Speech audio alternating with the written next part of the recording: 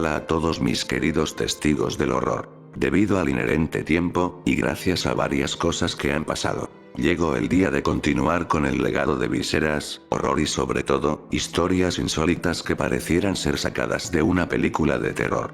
Desde el último video, pude observar sus buenas vibras y comentarios nostálgicos, añorando el día que subiera otro video. Y para ello, decidí festejar a lo grande mi regreso. Espero que me acompañen en este viaje al pasado, en donde recordaremos los más recónditos y morbosos rincones de la historia humana. Así que antes de continuar, relájate, ajusta tu audio, pues te hablaré de Alarma, la revista de choque más escalofriante de México. Aún recuerdo mi época en la escuela secundaria, cuando el internet que hoy conocemos estaba aún en pañales, y de cierto modo aún no existía tanta censura como la conocemos a día de hoy.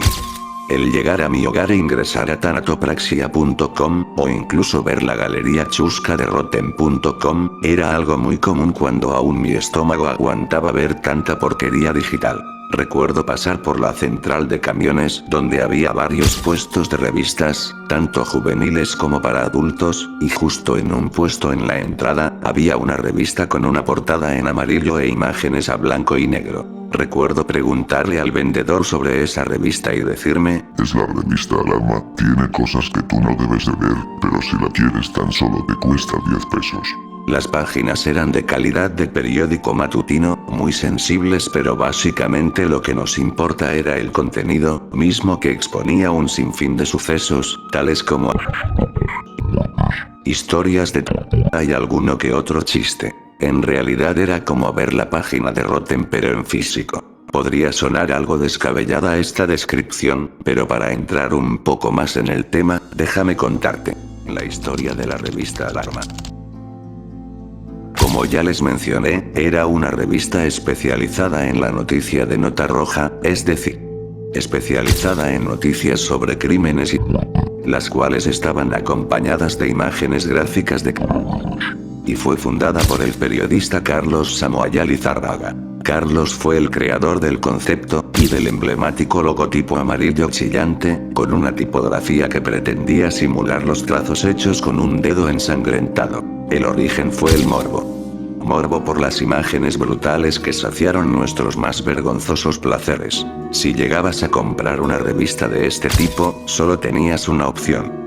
Como, vistas de reojo y a escondidas de las fotografías e historias pútridas y nauseabundas. Historias que impactaron a los lectores mexicanos a partir del 17 de abril de 1963, cuando se publicó el primer número. De hecho, estas historias espantan porque nos recuerdan nuestra fragilidad como seres humanos.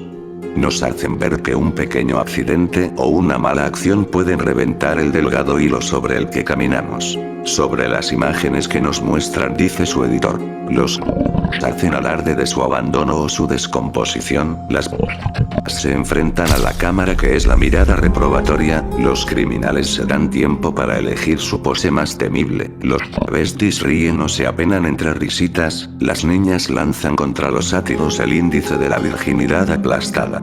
La publicación obtuvo un inesperado impulso en 1964, cuando dio a conocer el caso de las Poquianchis, un asunto criminal que giraba en torno a 4 hermanas que administraban un pueblo en donde mantenían retenidas contra su voluntad a un grupo de jóvenes mujeres para además de someterlas a torturas.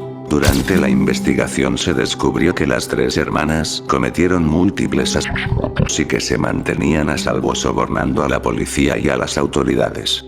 Samoaya envió al periodista Jesús Sánchez Hermosillo a investigar y reseñar el caso, además del posterior proceso judicial. Después de empezar a publicar los detalles de los violentos acontecimientos, la tirada de Alarma aumentó de 140.000 a más de 500.000 ejemplares por semana. La publicación de noticias en relación con el terremoto de México de 1985 estimuló nuevamente las ventas de la revista y por esas fechas, se llegaron a publicar de 2 a 2.5 millones de ejemplares semanales. Alarma llegó a tener distribución a nivel internacional, alcanzando países como Estados Unidos, Francia, Holanda, Bélgica y Japón. Sin saberlo, Alarma se estaba posicionando en un lugar bastante peligroso y ruin en la historia de la humanidad.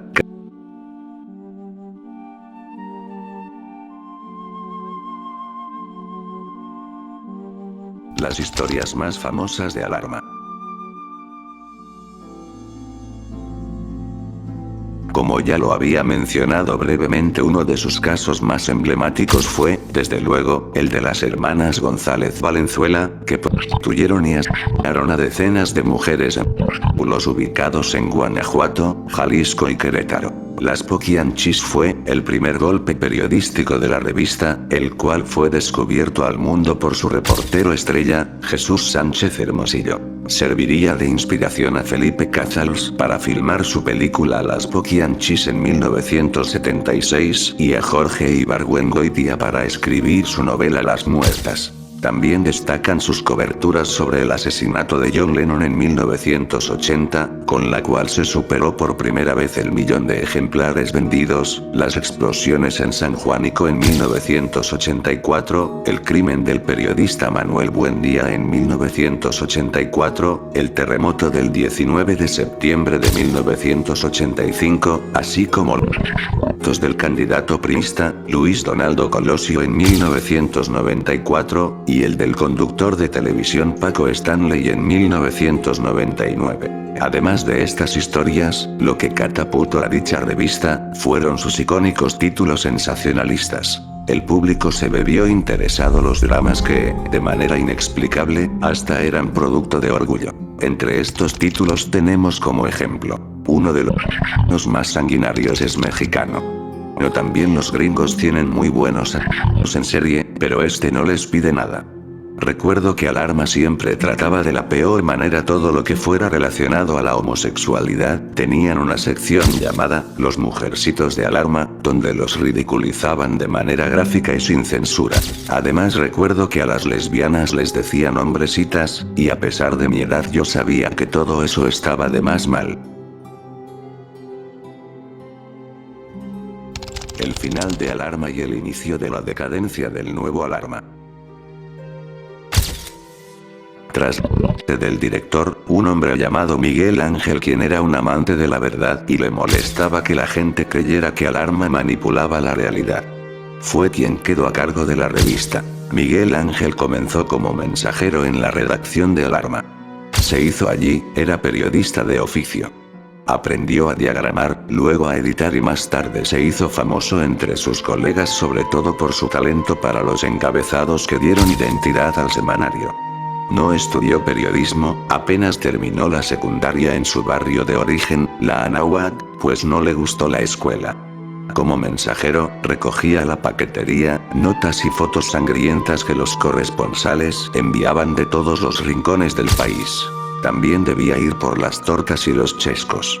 Alarma alcanzó tirajes de 200.000 ejemplares bajo su dirección. Gracias a que Miguel comprendió lo que a la gente le gustaba ver en sus páginas.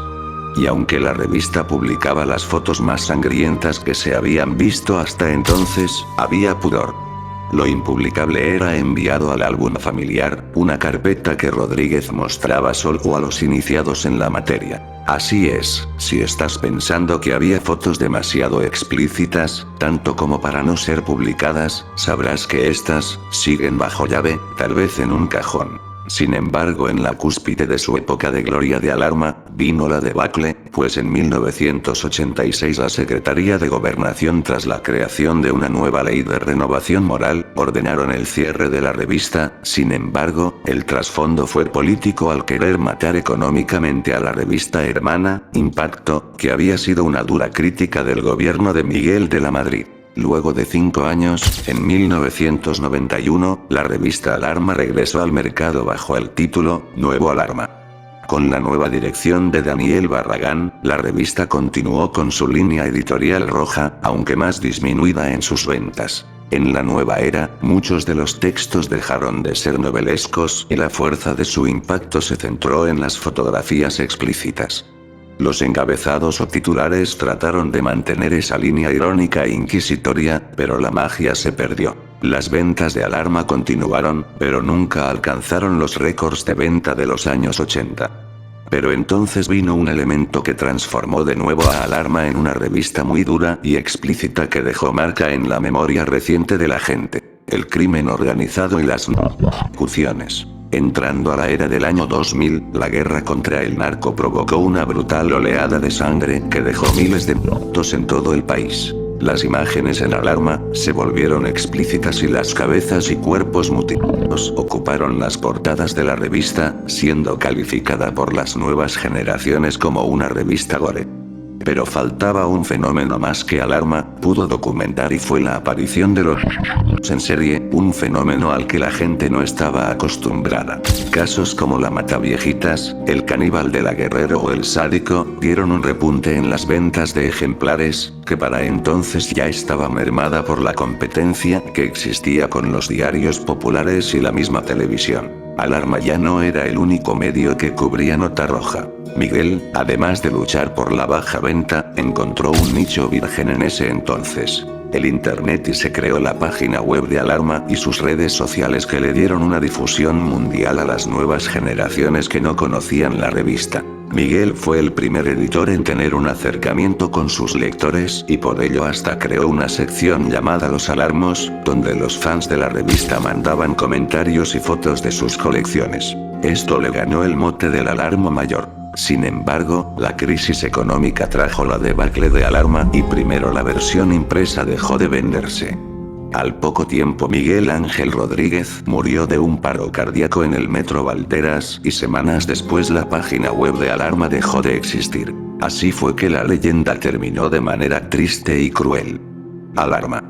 Ahora queda el recuerdo de sus fieles lectores. Gracias por llegar al final del video. Cuéntame si llegaste a escuchar algo relacionado a esta revista. ¿Llegaste a comprar alguna? En el próximo video hablaremos de un documental que se puede encontrar en YouTube, mismo que a pesar de ser tan gráfico, nos ayuda a darnos cuenta de por qué los humanos somos los únicos que podemos tener trabajos relacionados con la muerte y por qué son tan importantes. Gracias a todos aquellos que siguen aquí el día de hoy y sobre todo a los que comentan. Espero el video les haya gustado, y sin más que decir, nos vemos hasta la próxima.